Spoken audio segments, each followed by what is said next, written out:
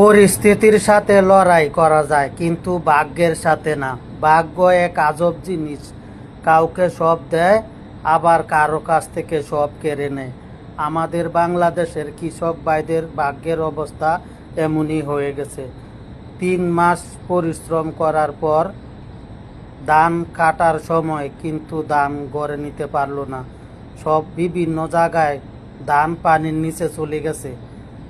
আমাদের দেশে দুর্যোগ অবস্থা খুবই খারাপ।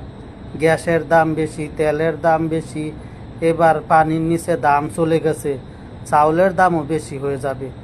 কি করুন অবস্থা দেখেন, 2 দিন আগেও যেই ধান কাটার জন্য কৃষকদের মনে কত আনন্দ ছিল, আর সেই আনন্দ পানির সাথে ভেসে যাচ্ছে। কি অবস্থা, অনেক কষ্ট যারা দান করছে তাদের।